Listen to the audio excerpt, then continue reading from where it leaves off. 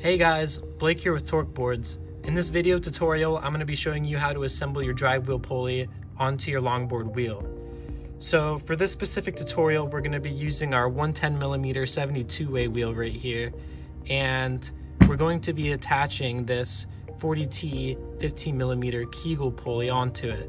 And to attach this, we're going to need to use these included Kegel retainer ring right here and these Kegel bolts, which are 5 pieces of M4 by 55mm socket cap bolts. Also, just for clarification, all these parts that you see right here are only for a single motor setup. So if you wanted to run a dual motor setup, you would need 2 wheel pulleys, one for each wheel.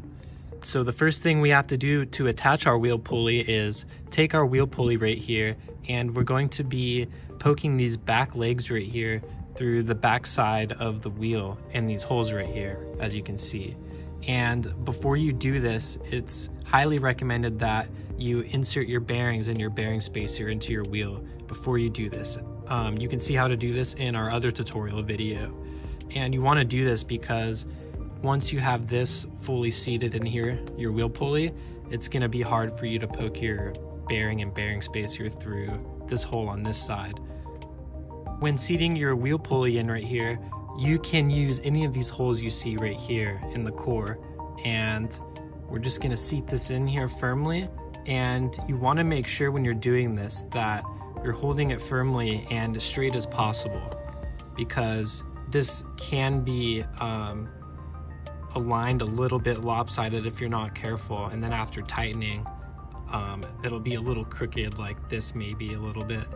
I don't know if you can really see how I'm showing you, but this can turn out lopsided, so you want to hold this down pretty tightly and firmly when we're bolting on the other side. While holding our wheel pulley against the back side of our wheel right here firmly, we need to take our Kegel retainer ring or retainer cap and bolt this onto the front side of the wheel core right here. And as you can see right here, these holes on every other hole, you can see all the way through the wheel core, and the holes on the other end right here are the holes of the wheel pulley on this side. So to get our socket cap bolts poking through all the way through to secure our wheel pulley with our retainer ring, we need to align the holes with the Kegel retainer ring with the holes right here on the other side. So you just want to match them up like this basically, and now you can pretty much see a clear shot between both holes, and this is where we're going to put our 5 Kegel bolts. While still keeping this held down right here, next you want to put your Kegel bolts into the holes right here. So I just kind of rest all 5 in right here like this before tightening. I think this works best instead of just tightening one by one. And after you get all 5 in, you just want to tighten each bolt down slowly, and you can use a T-tool like this, but this will probably take you a longer time than using a bit with a drill. So I just tighten each one down a little. I won't go all the way down on each one at first because we don't want to over tighten a spot.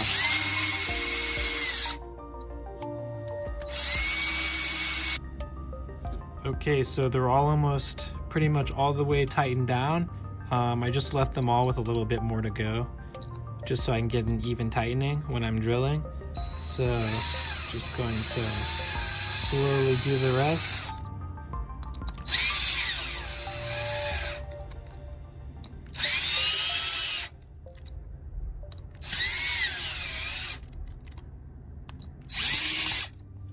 Alright, so all of our socket cap bolts are on nice and tight, and here is what our fully assembled wheel pulley on our wheel will end up looking like.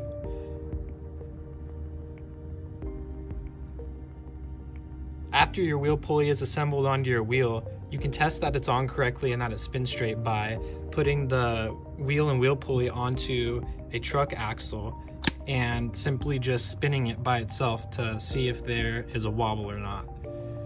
Before you perform this test, first you're going to want to put your axle washer right here on your axle, followed up with a axle nut, and you're going to want to tighten these down with a skate tool all the way before you spin your wheel, or else there's going to be a wobble regardless.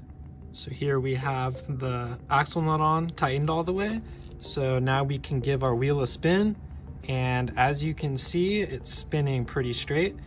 And there we have it. There's your fully assembled wheel pulley. Now, if this is spinning kind of lopsided and it's not as straight as this, what that means is that probably your wheel pulley wasn't installed in as straight as it could have been.